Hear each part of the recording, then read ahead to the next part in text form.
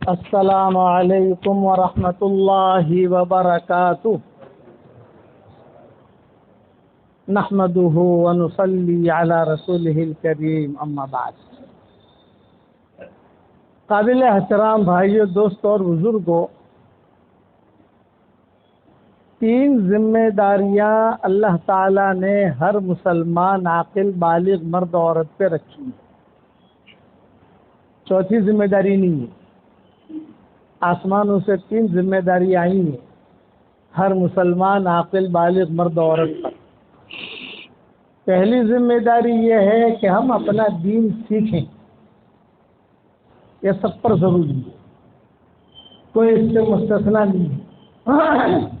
کوئی یہ نہیں کہہ سکتا کہ صاحب میں بہت مشغول تھا، میں اپنا دین نہیں سیکھ سکا۔ حشر کے میدان میں یہ جواب نہیں چلے گا۔ دوسری ذمہ داری یہ ہے کہ ہم اپنے دین پر چلیں۔ دین سیکھا، دین پر چلا نہیں تو یہ آدمی منزل تک نہیں پہنچے گا، بیچ میں لٹکا اٹکا رہے گا۔ اور تیسری ذمہ داری یہ ہے کہ اپنا دین دنیا میں پھیلے، ہم اس کی کوشش کریں،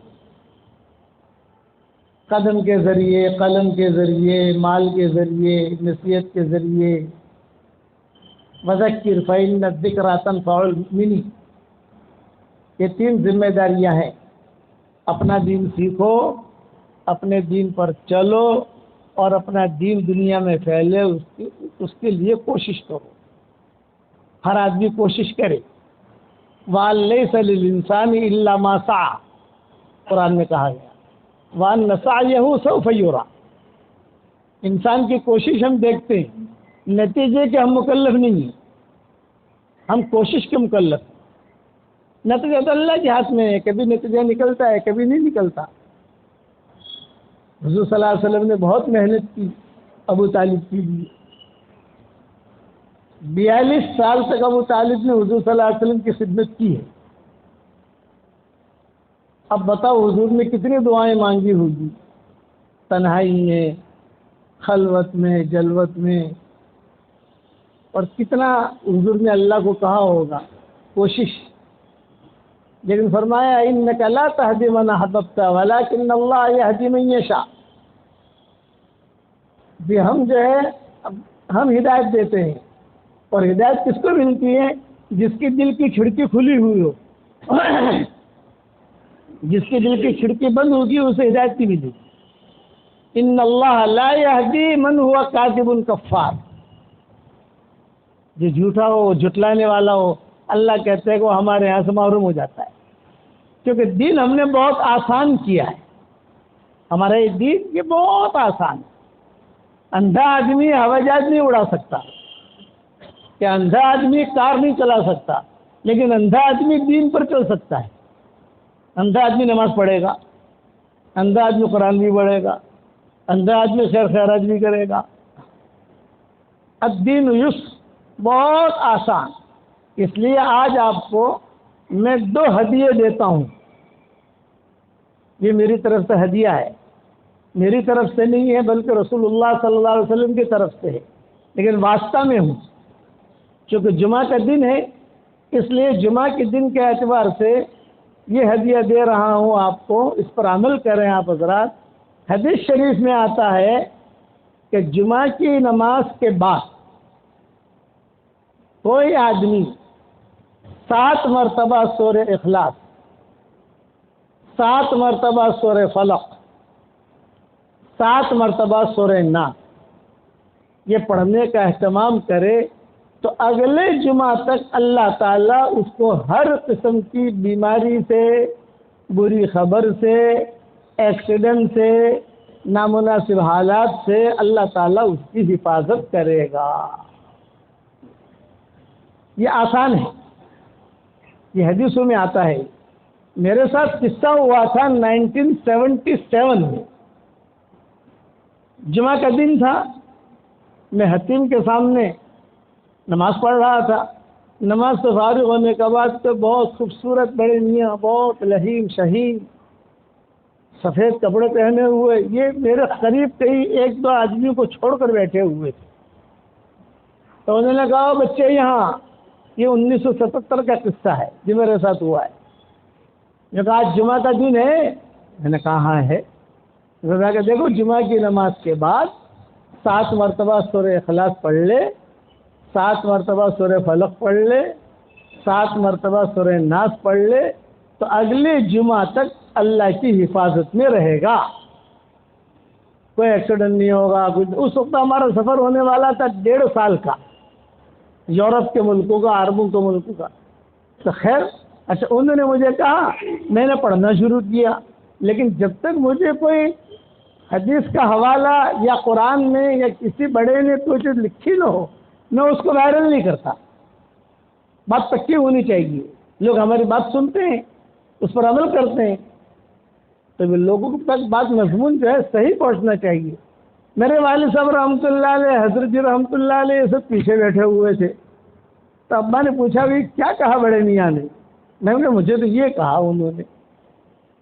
اچھا پڑھنا لیکن لوگوں کو بتانا مت، یعنی لوگوں میں کہنا مت ہے. بیان کرتے ہیں نا تمہارا سفر ہوگا، دنیا بھر کے ملکوں میں جاؤ گے، یہ کرو گے. جب تک کوئی ہمیں پکی بات ایک آدمی نے کہہ دیا تو ایک آدمی کے کہنے کا اتنا اعتبار نہیں ہوتا. وہ کون ہے، جنات ہے، فرشتہ ہے، کہاں کا ہے، کچھ پتہ نہیں. خیر پھر کتابیں لکھنی شروع کی ہم نے، قرآن کے ترجمے کرنے شروع کیے، تو کتابیں دیکھنے کا موقع ملا تو اس میں یہ حدیث ملی. پھر ہم نے ہماری کتابوں میں لکھ بھی دی اس کو، جو میری کتابیں جس میں ہوتی اس میں حوالوں کے ساتھ لکھ دی. اس لیے اس پر آپ پابندی کریں، عمل کریں، بہت آسان ہے. اچھا یہ ہے کہ جمعہ کی نماز کے بعد آدمی تھوڑا مشغول رہتا ہے، کاروبار میں جانا ہے، تو کوئی بات نہیں، جمعہ کی نماز کے بعد فوراً نہ پڑھ سکیں آپ، عصر تک پورا کر لیں. عصر کے بعد بھی نہیں پڑھ سکتے تو مغرب تک پورا کر لیں. اس کا ٹائم جمعہ کے دن مغرب تک کا ہے.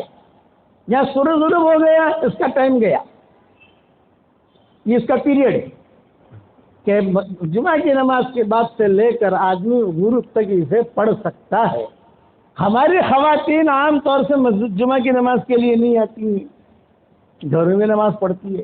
تو جمعہ کی نماز کے بعد، جمعہ کے دن ظہر کی نماز کے بعد وہ پڑھ لیں. یا کوئی مسافر ہے، سفر میں ہے، اور وہ جو ہے یعنی جمعہ کی نماز تو نہیں پڑھے گا، وہ تو سفر میں ظہر پڑھے گا، تو کوئی بات نہیں، ظہر کی نماز کے بعد پڑھ لے. یہ ایک ہدیہ میری طرف سے، کب پڑھو گے انشاءاللہ. دوسرا یہ کہ ہر فرض نماز کے بعد اگر کوئی آدمی آیت الکرسی پڑھنے کا اہتمام کر لے تو اس کا، یہ تو صحیح روایتوں میں آتا ہے کہ موت کے درمیان، یعنی جنت کے درمیان اور اس کے درمیان صرف موت باقی ہے، مرا جنت میں گیا. کتنا بڑا فائدہ ہے اس کا، آیت الکرسی کا. اور اگلی نماز تک اللہ کی حفاظت میں بھی، ہر فرض نماز کے بعد پڑھو تو اگلی نماز تک اللہ کی حفاظت میں، 24 گھنٹہ آدمی اللہ کی حفاظت میں آ گیا. یہ بھی کرو گے انشاءاللہ. تیسرا یہ، بمبئی میں تو ہم نے پراپرٹیاں بہت بنا لی،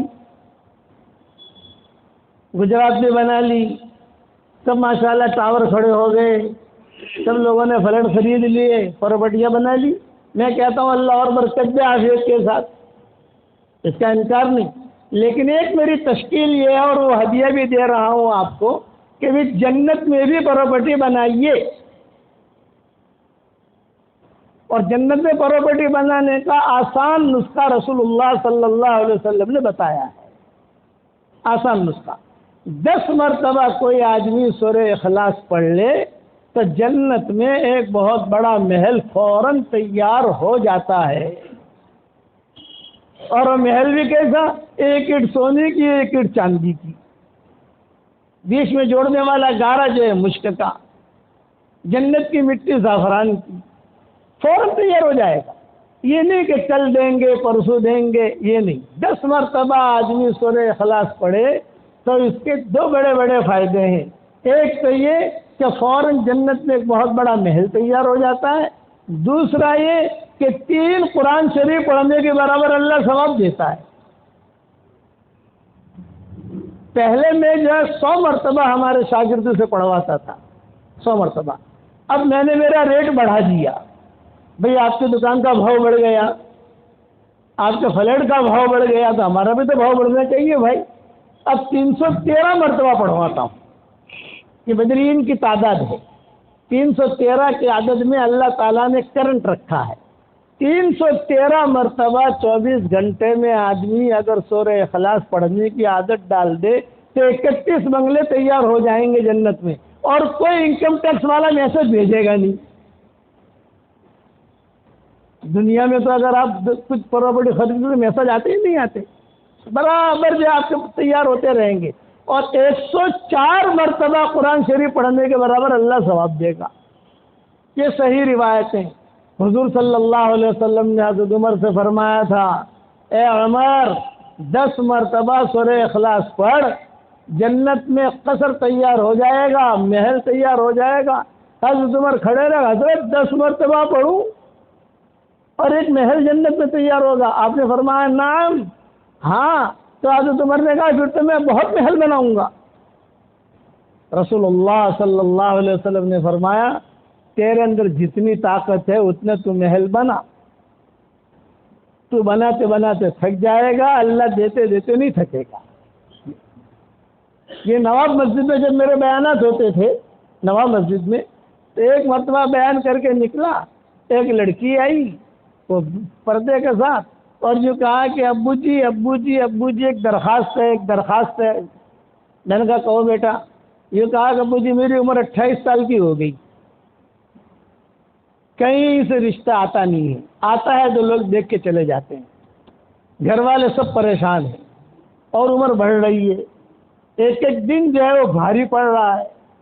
کوئی آیا کبھی کسی کا ٹیلی فون آتا ہے، یہ سمجھتے ہیں کہ شاید کوئی رشتے کی بات ہوگی، تب مجھے وظیفہ بتا دیں۔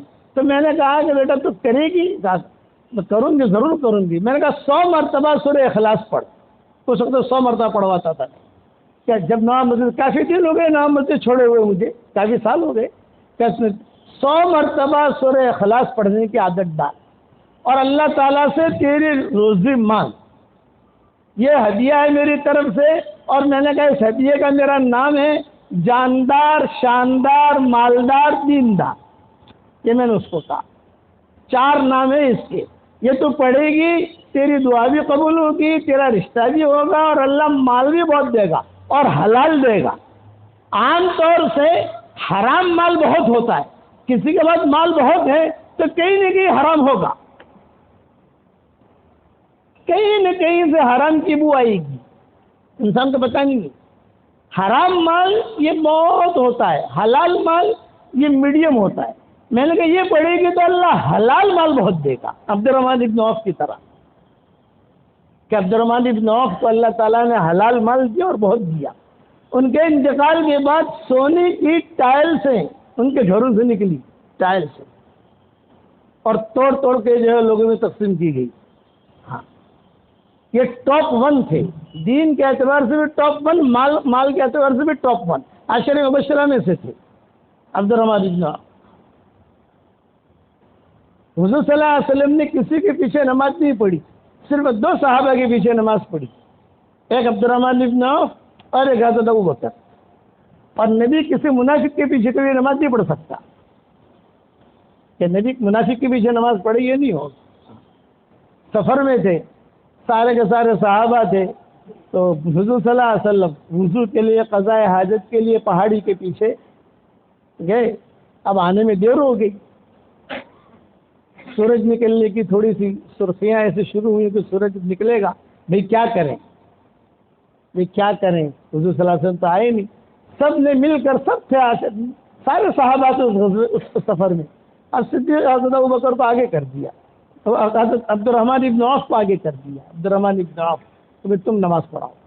عبد الرحمن ابن عوف جو ہے وہ کہتے رہے بھائی میں سب نہیں، تم نماز پڑھاؤ، وقت بہت کم ہے، مختصر پڑھاؤ۔ اب انہوں نے اللہ اکبر کر کے نیت باندھی اور سامنے سے حضور آ گئے۔ دیکھا انہوں نے کہ حضور آ گئے، اب کیا کروں، پیچھے ہٹوں؟ آدمی سوچتا ہے نا، بھئی امام الانبیاء آ گئے، آج میں کیا کروں؟ حضور نے وہیں سے اشارہ کیا، محلن۔ حضور صلی اللہ علیہ وسلم نے نماز پڑھی پوری، عبد الرحمن بن عوف کے پیچھے، تو ان کا درجہ بہت بڑھ گیا کہ بھی تم اللہ کے ہاں مقبول ہو، کہ تمہیں اللہ نے چانس دیا۔ حضور صلی اللہ علیہ وسلم کا انتقال کا وقت قریب آیا تو ساری مائیں بیٹھی ہوئی تھی۔ سلمہ نے پوچھا، حضرت آپ کے انتقال کے بعد ہمارا خرچہ کون اٹھائے گا؟ تو حضور صلی اللہ علیہ وسلم نے آنکھیں کھولی اور فرمایا گھبرانا مت، ایک صادق الایمان آدمی آئے گا جو تمہارا خرچہ اٹھائے گا۔ نام نہیں لیا آپ نے، صادق الایمان۔ جب حضور کا وصال ہو گیا تو سب سے زیادہ خرچہ عبد الرحمن بن عوف نے اٹھایا۔ تو ان کا پوتا تھا عبد الرحمن بن عوف کا، وہ کھیلتا کتا حضرت عائشہ کے کمرے میں آ جاتا تھا، چھوٹا سا۔ حضرت عائشہ جو ہے اسے اپنے سینے سے لگاتی تھی اور ایک جملہ کہتی تھی، بیٹا تیرے دادا کے لیے روزانہ میں دعا کرتی ہوں کہ اللہ عبد الرحمن ابن عوف کو جنت کے سلسبیل چشمے سے پانی پلا۔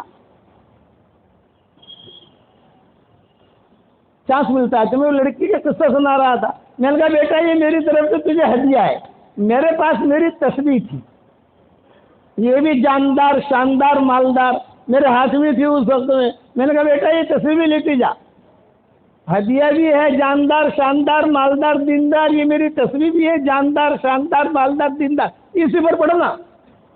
پھر وہ چلی گئی، پھر واپس آئی، بولے صاحب ابو جی ایک سوال ہر مرتبہ بسم اللہ پڑھوں؟ میں نے کہا جب کھانا شروع کرتی ہے ہر لقمے پر بسم اللہ پڑھتی ہے، بھائی آدمی جب کھانا کھانا شروع کرتا ہے تو ایک مرتبہ بسم اللہ پڑھتا ہے، ہر لقمے پر اگر بسم اللہ پڑھے گا تو کھائے گا کیا؟ پہلی مرتبہ پڑھ لے، پھر بسم اللہ پڑھنے کی ضرورت نہیں ہے۔ پہلی بار تو نے بسم اللہ پڑھا، 25 مرتبہ ہو گیا، اب چلو ہو گیا، اب دوسری مرتبہ جو شروع کر دی بسم اللہ پڑھ لے۔ 1 سال کے بعد پھر پہنچا میں وہاں، تو وہی لڑکی یہ میری تصویر لے کر کھڑی تھی اور ایک بچہ اس کی گود میں سمجھ گیا کہ وہی بچی ہے۔ تو اس نے کہا ابو جی میں نے کہا بولو بیٹا الحمدللہ آپ کا جو وظیفہ تھا 100 مرتبہ سورہ اخلاص کا برابر کرتی رہی، الحمدللہ اللہ نے میرا نکاح بھی کرا دیا اور بہت اچھا شوہر دیا اور اللہ نے بہت مال دیا۔ تو میں نے کہا دیکھ ابھی مال اسٹاک مت کرنا، اسٹاک کرے گی تو اسٹاک ہو جائے گا، آسمانوں سے جو ہے وہ اللہ بند کر دے گا، خرچ کرتی رہنا۔ کہا ابو جی میں خرچ کرتی ہوں، دیتی ہوں غربا کو فقراء کو۔ پھر کہا ابو جی خوشخبری اور دیتی ہوں۔ میں نے کہا بتا، یہ کہا میرے محلے میں، بھئی کئی محلے میں رہتی ہوں کہیں پر بھی، میرے محلے میں جو ہے کئی لڑکیاں میرے پاس آئی اور انہوں نے کہا کہ ارے حلیمہ، اس کا نام حلیمہ تھا، انہوں نے کہا ارے حلیمہ تو اتنی اسمارٹ نہیں ہے، تیری شادی کیسے ہو گئی؟ ہم تو اسمارٹ ہیں، ہماری شادیاں نہیں ہوتی۔ تو اس نے کہا جاندار شاندار مالدار دیندار۔ بھی کیا مطلب؟ میں ان کو سورہ اخلاص پڑھواتی ہوں 100 مرتبہ اور یہ تصویر دے دیتی ہوں، پڑھتی ہے۔ ابو جی الحمدللہ سب کی شادیاں ہوگی، اس لیے آپ حضرات کو اب 100 مرتبہ پڑھو تو بھی غنیمت ہے، 313 مرتبہ پڑھو تو بھی غنیمت ہے، لیکن پڑھو، اس کے بعد آپ کی دعائیں قبول ہوں گی، پریشانیاں دور ہوں گی، کاروباروں کو اللہ چمکائے گا اور جنت میں تو محل ملے گا ہی ملے گا۔ میرے والد صاحب رحمۃ اللہ علیہ فرماتے تھے بیٹا جنت میں پراپرٹی بناؤ، جو اللہ جنت میں بنگلہ دینے پر قادر ہے وہ بمبئی میں بھی دینے پر قادر ہے، 2-4 بنگلے بمبئی میں اتار دے گا، 2-4 بنگلے مکہ میں اتار دے گا، اللہ کے لیے کیا مشکل ہے۔ اور جب میں نے کہنا شروع کیا تو ایک ڈاکٹر نہیں ہے شکاگو میں، اس کا مجھے فون آیا کہ مولانا میں نے 10 لاکھ مرتبہ پڑھا، 10 لاکھ مرتبہ۔ میں نے کہا بہت مبارک، ماشاء اللہ، اللہ بہت مبارک کرے۔ واٹس ایپ پر سبق چلتے ہیں نا، تو وہ بھی ہماری شاگردیں نے، شکاگو میں رہتی ہے، ابھی بھی ہے، کچھ دن پہلے ہم سے ملنے بھی آئی تھی یہاں۔ میرا شکاگو کا سفر ہوا تو مستقل سفر کر کے آئی ملاقات کے لیے وہاں۔ تو مولانا میں نے 10 لاکھ مرتبہ پڑھا، مولانا مجھے اتنے بنگلے ملیں گے؟ میں نے کہا بالکل ملیں گے، اس میں کوئی شک نہیں۔ مولانا ایک سوال کرنا چاہتی ہوں لیکن شرم آتی ہے۔ میں نے کہا فوراً سوال کیا پوچھنا چاہتی ہوں؟ کیونکہ مولانا میرے تو بہت بنگلے تیار ہو گئے، کیا بھاڑا آئے گا کہ نہیں آئے گا وہاں کرایہ؟ میں نے کہا گجراتیوں کو رینٹ کا بہت فکر ہوتا ہے، گجراتی اور میمن، ان لوگوں کو بھاڑے کا انکم کا۔ وہ گجراتی تھی احمد آباد کی، میں نے کہا تم لوگوں کو، میں نے کہا جنت میں کرایہ تو نہیں آئے گا، تمہارا ابو جی اتنے سارے بنگلے کریں گے کیا؟ میں نے کہا کوئی ٹینشن مت لے، جب انشاءاللہ جنت میں جائیں گے وہاں بیٹھ کر مشورہ کر لیں گے، لیکن ملے گا ضرور، یہ یقینی ہے۔ اس پر میں ایک مختصر قصہ حدیث کا سنا دیتا ہوں۔ معاویہ ابن معاویہ لیثی انصاری، یہ صحابی تھے، تبوک میں جا نہیں سکے، مدینہ منورہ میں انتقال کا وقت قریب آیا تو حضرت جبریل آئے حضور صلی اللہ علیہ وسلم کے پاس تبوک میں، حضور تبوک میں تھے اس وقت میں، فرمایا حضرت معاویہ ابن معاویہ لیثی انصاری کا انتقال ہو رہا ہے اور انتقال ہو گیا ہے، تو اس کا جنازہ وہاں پڑھیں یا اس کی لاش کو یہاں لائیں۔ تبوک 600-700 کلومیٹر ہے مدینہ منورہ سے۔ آپ نے فرمایا جنازہ یہاں لاؤ۔ سارے فرشتے اس کے جن کا جنازہ لے کر تبوک آئے، آپ صلی اللہ علیہ وسلم نے جنازے کی نماز پڑھی۔ پھر جبریل نے پوچھا حضرت یہاں تبوک میں دفن کریں یا بقیع میں دفن کریں؟ فرشتے خدمت کر رہے ہیں، آپ نے فرمایا نہیں بقیع میں دفن کرو۔ فرشتے جو ہے وہ جنازہ لے کر بقیع کی طرف 700 کلومیٹر لائے، 700 کلومیٹر لے گئے، تو حضور نے پوچھا حضرت جبریل سے، جبریل یہ اعزاز کیوں ملا؟ بھئی اتنا احساس کہ ایک آدمی مرتا ہے بھئی دفن ہو جاتا ہے، لیکن یہ کہ اس کا جنازہ لایا گیا اتنا دور، اور جنازے کی نماز بھی یہاں میں نے پڑھی، اور پھر جو ہے دفن بھی وہاں کیا گیا۔ حضرت جبریل نے جملہ کہا حضرت انہیں اس لیے اعزاز ملا ہے کہ یہ سورہ اخلاص بہت پڑھتے تھے، آسمانوں پر دھوم، اس لیے آپ حضرات سے درخواست ہے بے حساب مرتبہ سورہ اخلاص پڑھو، بے حساب رحمت اللہ کی نازل ہوگی، پڑھو گے انشاءاللہ بھائی، اللہ تعالیٰ ہم سب کو عمل کرنے کی توفیق دے۔ یہ میری جاندار شاندار مالدار تصویر ہمارے مولانا کو دے رہا ہوں، یہ ہمارے یہاں جو بہت پرانے قاری صاحب ہیں ماشاءاللہ، اللہ خوش رکھے سلامت رکھے اور اللہ بہت برکت دے۔ جمعہ کی نماز کے بعد انشاءاللہ نکاح کی مجلس ہوگی، نکاح پر بھی کچھ مختصر اہم چیزیں آپ کو سمجھاؤں گا، بیٹھ جانا اور بیٹھ کر وہ بھی سن لینا تاکہ پتہ چلے کہ نکاح میں کیا ہونا چاہیے، حضور صلی اللہ علیہ وسلم کے یہاں نکاح کیسے ہوتے تھے۔ مختصر بات جمعہ کی نماز کے بعد بھی کروں گا انشاءاللہ، پھر دعا کریں گے، نکاح کریں گے انشاءاللہ۔